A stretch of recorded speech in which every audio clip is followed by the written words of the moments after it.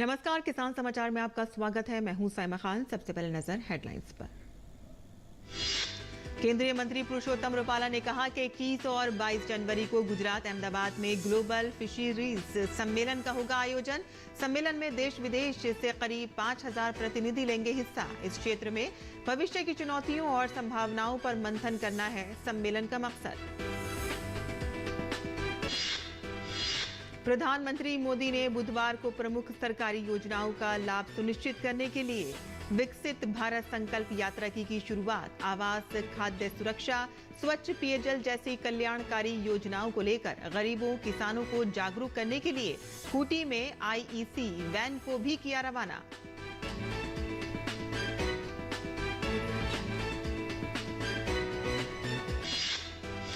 उत्तर प्रदेश वाराणसी से बुधवार को पहली बार गेंदे का फूल का संयुक्त अरब अमीरात में किया गया निर्यात।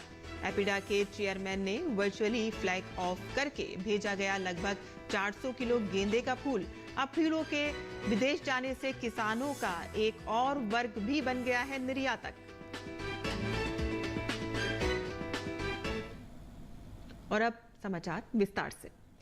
केंद्रीय मत्स्य, पशुपालन, दुग्ध एवं डेयरी विभाग 21 से 22 जनवरी को अहमदाबाद में ग्लोबल फिशरीज सम्मेलन का आयोजन करेगा। इस सम्मेलन में देश विदेश के करीब 5000 प्रतिनिधि हिस्सा लेंगे। विभाग के मंत्री पुरुषोत्तम रुपाला ने बताया कि इस सम्मेलन का मकसद इस क्षेत्र में भविष्य की चुनौतियों और संभावनाओं पर मंथन करना है। गौरतलब है कि मछली पालन में देश में उत्पादन पिछले कई वर्षों में 10 गुना तक बढ़ा है।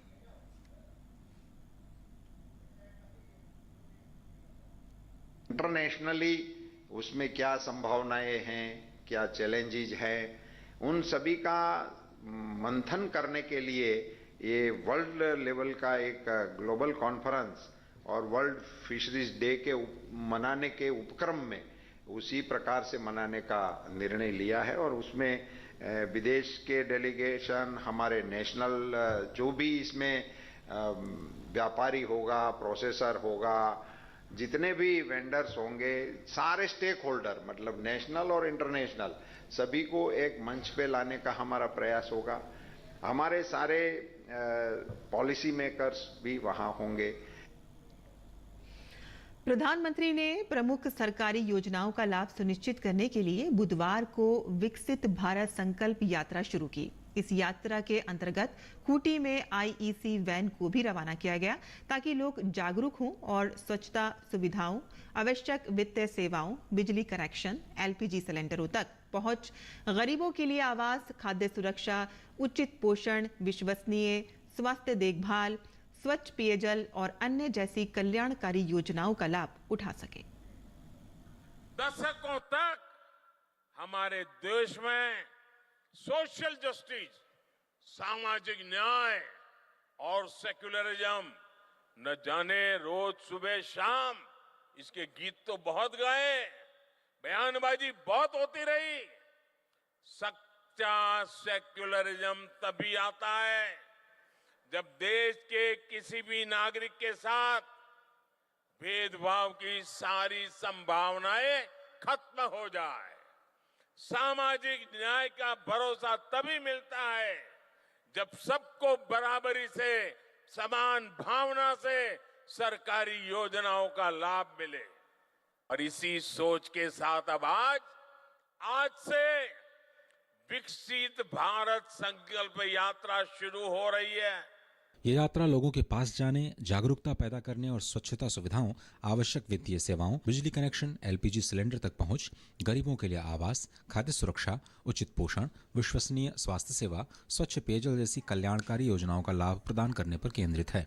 जो संपन्न लोग होते थे, जिनकी सरकार में पहुंच होती थी, पहचान होती थी, वो सुविधाएं और व्यवस्थाएं आसानी से जुटाते थे और सरकार का भी मन दिमाग ऐसा था, उन्हीं को ज्यादा देते थे। लेकिन जो लोग समाज में पीछे रहे थे, जो मूल सुविधाओं से वंचित थे, उन पर ध्यान देने वाला भी कोई नहीं था। वो असुविधाओं के बीच अपना जीवन काट रहे थे, मोदी ने समाज के ऐसे वंचितों को अपनी प्राथमिकता बनाया। यात्रा महत्वपूर्ण जनजातीय आबादी वाले जिलों से होते हुए अगले साल जनवरी तक देश के सभी जिलों को कवर करेगी। ब्यूरो इनपुट्स के साथ नीतेंद्र सिंह की रिपोर्ट, डीडी न्यूज। और भारत की जनजातियां देश के लगभग सभी राज्यों में फैली हुई हैं। जनजातीय संस्कृति भारत की अमूर्त राष्ट्रीय विरासत का एक अभिन्न अंग है। जनजातियां भारतीय आबादी में 8.6% की हिस्सेदारी रखती हैं, जिनकी संख्या लगभग 10.4 करोड़ है। प्रधानमंत्री नरेंद्र मोदी के सबका साथ, सबका विकास, सबका विश्वास और सबका प्रयास के दृष्टिकोण को ध्यान में रखते हुए भारत सरकार ने जनजातियों के विकास और उनकी विरासत और संस्कृति के संरक्षण को प्राथमिकता के रूप में ध्यान केंद्रित किया है। 15 नवंबर 2017 को भगवान बिरसा मुंडा की जयंती पर प्रधानमंत्री नरेंद्र मोदी ने कहा था कि मैं भगवान बिरसा मुंडा को उनकी जयंती पर नमन करता हूं। उनका अदम्य साहस प्रेरणा का स्रोत है।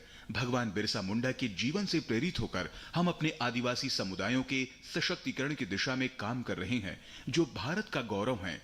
इसी दिशा में आगे बढ़ते हुए अपने दूसरे कार्यकाल में भी मोदी सरकार ने आदिवासी समुदायों के उत्थान के लिए उल्लेखनीय कार्य किया है। आइए हम आपको बताते हैं कि पिछले 9 वर्षों में मोदी सरकार ने इस दिशा में क्या कदम उठाए हैं। पिछले 9 वर्षों में मिशन मोड में विशेष रूप से पिछड़े जनजातीय समूहों के विकास को पहली बार फोकस क्षेत्र के तहत शुरू किया गया है। प्रधानमंत्री जनजातीय आदिवासी न्याय महाअभियान यानी पीएम जनमन, इस मिशन के तहत विकास के मद में अगले 3 वर्षों के लिए 15,000 करोड़ रुपए आवंटित किए गए हैं। यह पहली बार है कि जनजातीय समूहों के लिए डेटा केंद्रित मानव विकास सूचकांक के साथ एक विशेष योजना तैयार की गई है, जिसका लक्ष्य समुदाय का समग्र विकास करना है।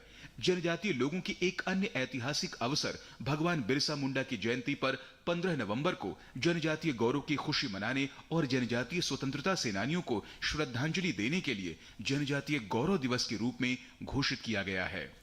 राज्यों को न्यूनतम समर्थन मूल्य पर लघु वन उपज की खरीद के लिए सहायता दी जा रही है। ट्राइफेड ने वर्ष 2017-18 में देश भर के सभी प्रमुख शहरों में आदि महोत्सव, शिल्प, संस्कृति, व्यंजन और वाणिज्य का उत्सव आयोजित करने की एक नई संकल्पना की भी शुरुआत की है। वोकल फॉर लोकल के मिशन को ध्यान में रखते हुए ट्राइफेड ने 16 से 27 फरवरी 2023 तक मेजर ध्यानचंद नेशनल स्टेडियम नई दिल्ली में आदि महोत्सव का आयोजन किया, जिसका उद्घाटन प्रधानमंत्री श्री नरेंद्र मोदी ने किया था और यह पूरे देश में बहुत सफल रहा था। वन अधिकार अधिनियम के तहत अब तक 21.99 लाख व्यक्तिगत अधिकार पत्र और कुल 1.08 लाख सामुदायिक अधिकार पत्र वितरित किए जा चुके हैं। देश भर में अनुसूचित जनजाति समुदायों के विकास के लिए जनजातीय कार्य मंत्रालय के वार्षिक बजट में निरंतर वृद्धि की जा रही है। 2023-24 के लिए मंत्रालय को 12,461.88 करोड़ रुपए का बजट आवंटित किया गया है, जो 2013-14 के 4,295.94 करोड़ रुपए के बजट की तुलना में 3 गुना अधिक है। जनजातीय कार्य मंत्रालय प्रतिवर्ष 30 लाख से अधिक छात्रों को छात्रवृत्ति दी जाती है। सरकार ने 2047 तक सिकल सेल एनीमिया को खत्म करने का लक्ष्य निर्धारित किया है। वहीं सरकार 740 एकलव्य आवासीय मॉडल स्कूल की स्थापना कर रही है, जिसका उद्देश्य जनजातीय छात्रों गुणवत्तापूर्ण शिक्षा प्रदान की जाए, जिसके माध्यम से 3.5 लाख जनजातीय छात्रों को गुणवत्तापूर्ण शिक्षा प्रदान करेंगे। गृह मंत्री अमित शाह ने 7 जून 2022 को नई दिल्ली में राष्ट्रीय जनजाति अनुसंधान संस्थान का उद्घाटन किया। NTRI एक प्रमुख और सर्वोच्च राष्ट्रीय स्तरीय संस्थान है और इसकी परिकल्पना अकादमिक, कार्यकारी और विधायी क्षेत्रों में जनजातीय विचारों, मुद्दों तथा मामलों के आधार के रूप में की गई है। Bureau report, DD news. और उत्तर प्रदेश सोनभद्र से शुरू हुई विकसित भारत संकल्प यात्रा जन जन तक पहुंचकर लोगों को सरकार की जन कल्याणकारी योजनाओं के प्रति जागरूक कर रही है। इन योजनाओं का लाभ पाने वाले लाभार्थियों का मानना है कि जन कल्याणकारी योजनाओं ने न सिर्फ उनका जीवन सुगम किया है, बल्कि विकास की मुख्य धारा से जोड़ने में संबल भी प्रदान किया है। मोदी जी देवना चाउर, गेहूं, चीनी, जब से माने की गल्ला जैसे कोरोना फैलल बा तब से मोदी जी देवना, और घरे खेती में नहीं होते गेहूं चाउर तो मोदी जी देवना, तो मोदी जी के धन्यवाद। जिले के मुख्य विकास अधिकारी सौरभ गंगवार ने बताया है कि ये संकल्प यात्रा के माध्यम से हमें लोगों को सिर्फ जागरूक ही नहीं करना बल्कि योजनाओं का 100% लाभ भी उन तक पहुंचाना है। 5 लाख रुपया ये पर लिखल बा, वही से दवा होती है, मुफ्त में दवा मिलती है, पैसा मिले चाहे मत मिले। एक तो रोग हाथ नहीं उठे, दूसर का रोग सांस फूले, बुखार आवे रात दिन, यही से दवाई कर। हाँ, दवा भयल ये कार्ड से रहले से हर समय हिम्मत बनल रहले जिन वहाँ जाओ तो दवा मिल जाएगी। ये वर्तमान में इस जनपद के 621 ग्राम पंचायतों में से 107 ग्राम पंचायतें चिन्हित हुई हैं, जिसमें अगले 54 दिनों तक इसी तरीके का कार्यक्रम दिन प्रतिदिन चलता रहेगा और 107 गांव को आच्छादित किया जाएगा। लेकिन हम लोग यहाँ पर यह निश्चय करके बैठे हुए हैं कि हम यह मिशन है इसको 107 गांवों तक ही नहीं अपितु पूरे 621 ग्राम पंचायतों में लेकर आएंगे। और धर्म नगरी काशी के फूलों की खुशबू अब विदेशों में भी महकेगी। सब्जी और फलों के साथ अब फूलों के किसान भी निर्यातक बन रहे हैं। वाराणसी से बुधवार को पहली बार गेंदे का फूल संयुक्त अरब अमीरात निर्यात किया गया। लगभग 400 किलो गेंदे का फूल वाराणसी के बाबरपुर स्थित लाल बहादुर शास्त्री इंटरनेशनल एयरपोर्ट से भेजा गया है। कृषि और प्रसंस्कृत खाद्य उत्पाद निर्यात विकास प्राधिकरण के चेयरमैन अभिषेक देव ने वर्चुअली फ्लैग ऑफ करके कंसाइनमेंट को रवाना किया। गेंदे के साथ ही गुलाब के फूलों का भी सैंपल भेजा गया है। त्योहारी सीजन हो या शादियां, अब फूलों से डेकोरेशन हर कोई चाहता है। दुबई में भारत के फूलों से त्योहारों और अन्य मौकों पर सजावट की जाएगी।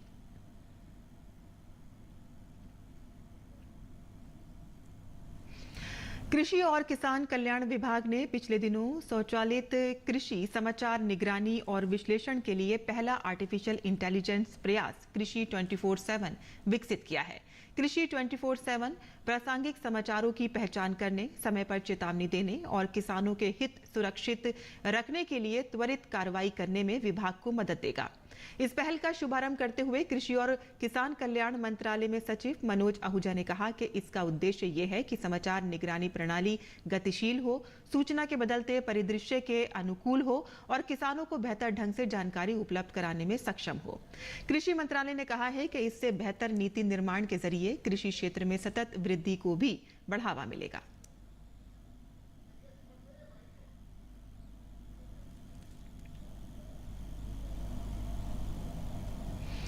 सामुदायिक प्रयास की बदलती तस्वीर देखनी हो तो मध्य प्रदेश के उमरिया में जरूर आइए, जहां ग्रामीणों ने आपसी प्रयास से किस तरह से पहाड़ी बंजर भूमि को औषधीय वृक्षों के घने जंगलों में तब्दील कर दिया है। आज से लगभग 20 साल पहले तक ये स्थान इस तरह का हरा भरा नहीं था, लेकिन लोगों की अथक मेहनत से 20 हेक्टेयर की बंजर पहाड़ी भूमि औषधीय वन में परिवर्तित हो गई है।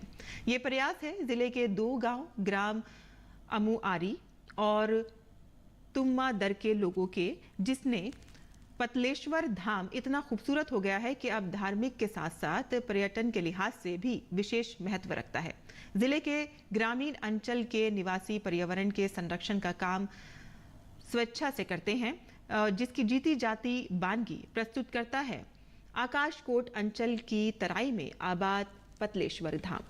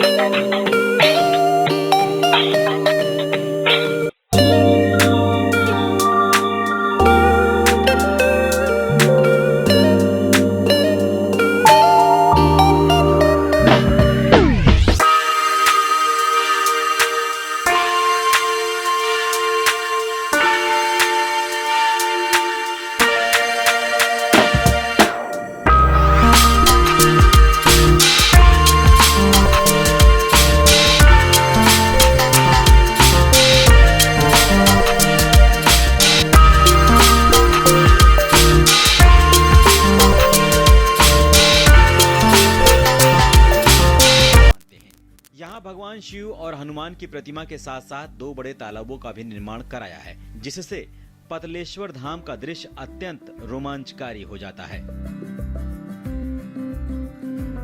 ये पानी जो है मैया जी के नाम से जानते हैं और यहीं से उद्गम होता है और कुछ दूरी जाके तालाब के पीछे से समाप्त हो जाते हैं। हाँ, ये पानी जो है तो बरसात में तो ज़्यादा प्रकोप नहीं दिखता बढ़ने का, लेकिन गर्मी जैसे बढ़ता है वैसे पानी भी बढ़ता है यहाँ।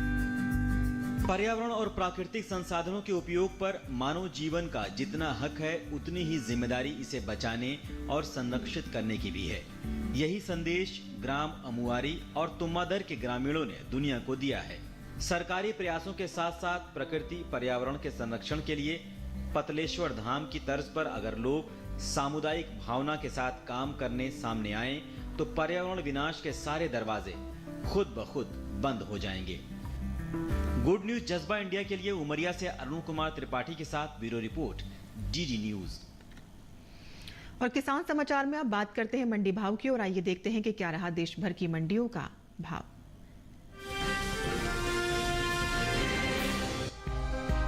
कृषि उपज मंडियों में इन दिनों सेव की आवक सामान्य बनी हुई है। भाव की बात करें तो बुधवार को ज्यादातर मंडियों में सेव के सौदों में मिलाजुला रुख देखने को मिला। इंदौर मंडी में सेव के सौदे मजबूती के साथ हुए, वहीं गोहाना मंडी में नरम रहे, जबकि पालमपुर और उधमपुर मंडी में सेव के भाव में कोई बदलाव नहीं हुआ। एक मार्कनेट के मुताबिक हरियाणा की गोहाना मंडी में 14 नवंबर को सेव का भाव था 6,000 रुपए।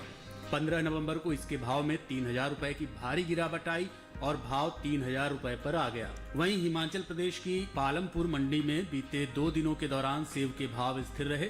यहां 14 और 15 नवंबर को सेव 11,500 रुपए पर बिका। जम्मू कश्मीर की उधमपुर मंडी में 14 नवंबर को सेव का भाव रहा 8,000 रुपए। 15 नवंबर को इसके सौदों में कोई फेरबदल नहीं हुआ और भाव 8,000 रुपए पर बरकरार रहा। जबकि मध्य प्रदेश की इंदौर मंडी में इस दौरान सेव के सौदों में मजबूती के साथ कारोबार हुआ। 14 नवंबर को सेव का भाव था 3,500 रुपए। 15 नवंबर को इसके सौदे 1,000 रुपए उछलकर 4,500 रुपए पर हुए। उत्तर प्रदेश की मंडियों में सेव के भाव की बात करें तो यहां बुधवार को बरेली मंडी में सेव का भाव रहा 6,500 रुपए। फतेहपुर मंडी में सेव 2,530 रुपए पर बिका, जबकि राज्य की ही संभल मंडी में इस दौरान सेव के सौदे 7,500 रुपए पर हुए। बता दें कि घरेलू स्तर पर इस साल सेब की पैदावार में बढ़त हुई है। कृषि एवं किसान कल्याण मंत्रालय की ओर से बागवानी फसलों के अंतिम अनुमान के मुताबिक साल 2021-22 में सेब की पैदावार 25,89,000 टन हुई है, जबकि बीते साल इस दौरान सेब की उपज 22,76,000 टन हुई थी।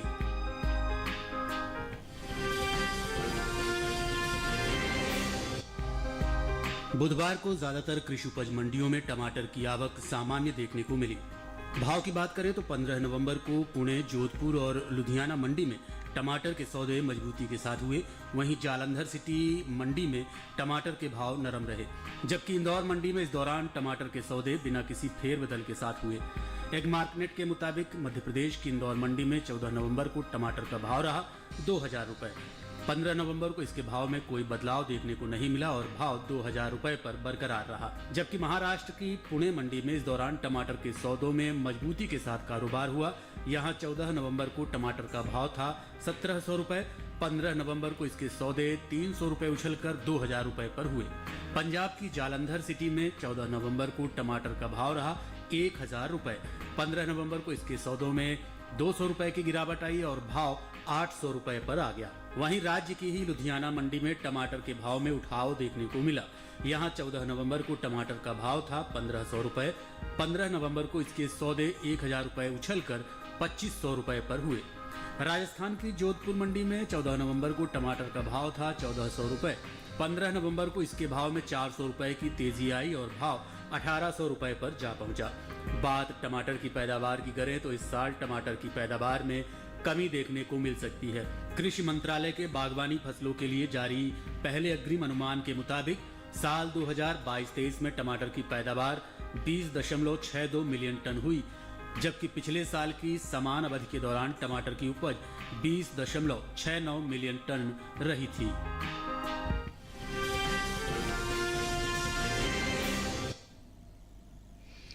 और मंडी खबर के बाद अब बात करते हैं मौसमी खेती की। किसान इस मौसम में कैसे रखे अपनी खेती का ख्याल, आइए देखते हैं।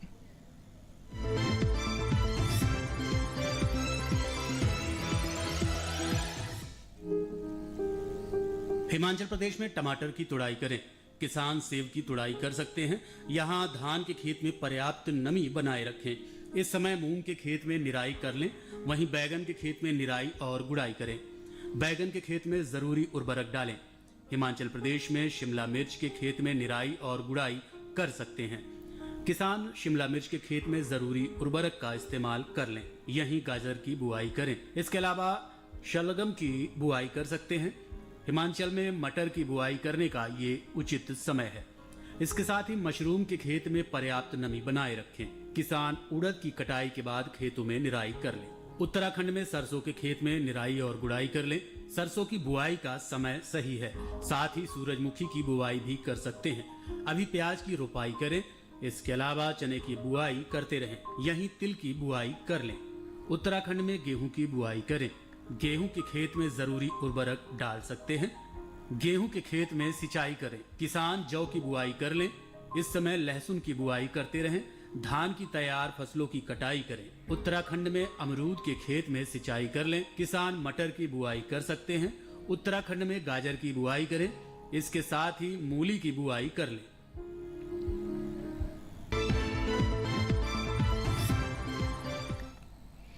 और खेती किसानी से जुड़ी खबरों के बाद आइए अब नजर डालते हैं कुछ और खबरों पर। खास खबर में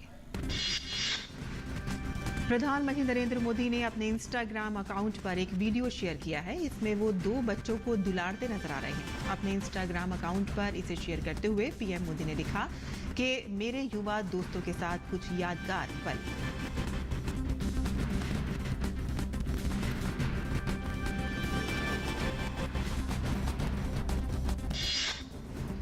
तेलंगाना में आयकर विभाग ने छापेमारी की है। मिरियालगुडा से बीआरएस उम्मीदवार और मौजूदा विधायक नल्ला मोथू भास्कर राव के ठिकानों पर आयकर विभाग ने छापा मारा है।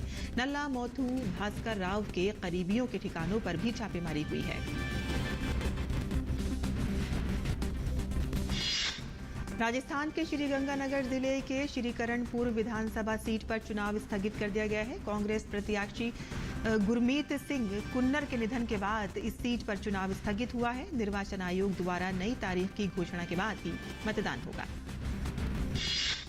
उत्तरकाशी में निर्माणाधीन सिलकियारा सुरंग में फंसे 40 श्रमिकों को सुरक्षित निकालने के लिए राहत और बचाव अभियान लगातार जारी है। बचाव कार्यों में तेजी लाने के लिए वायुसेना के हरकुलिस विमान की मदद से हैवी ऑगर ड्रिलिंग मशीन निर्माणाधीन सुरंग तक पहुंचाई गई है। केंद्रीय सड़क परिवहन और राजमार्ग राज्य मंत्री जनरल वीके सिंह ने उत्तरकाशी सुरंग हादसे में रेस्क्यू ऑपरेशन का निरीक्षण किया। सिलकियारा टनल में फंसे मजदूरों को निकालने के लिए रेस्क्यू ऑपरेशन चलाया जा रहा है। केंद्रीय मंत्री किरेन रिजिजू 18 नवंबर तक मालदीव के दौरे पर रहेंगे। किरेन रिजिजू मालदीव के निर्वाचित राष्ट्रपति मोहम्मद मुइज्जू के शपथ ग्रहण समारोह में भारत का प्रतिनिधित्व करेंगे। केंद्रीय वाणिज्य और उद्योग मंत्री पीयूष गोयल ने अमेरिका में यूट्यूब के सीईओ नील मोहन से मुलाकात की। पीयूष गोयल ने कहा कि इस बात पर चर्चा की गई कि कैसे भारत यूट्यूब के लिए एक बड़ा अवसर प्रस्तुत कर सकता है। पीयूष गोयल ने माइक्रॉन टेक के सीईओ और अध्यक्ष संजय मेहरोत्रा से भी मुलाकात की। इस दौरान सेमीकंडक्टर को लेकर चर्चा हुई। इस बात पर जोर दिया गया कि कैसे भारत का बढ़ता सेमीकंडक्टर इकोसिस्टम व्यापक अवसर प्रस्तुत कर सकता है। और केदारनाथ धाम की यात्रा इस बार कई मायनों में खास साबित हुई है। इतिहास में पहली बार इस सीजन में रिकॉर्ड तोड़ 19.61 लाख श्रद्धालुओं ने केदारनाथ धाम के दर्शन किए, जो पिछले वर्ष से 4 लाख अधिक है। और किसान समाचार में आज के लिए बस इतना ही। अनुमति दें। नमस्कार।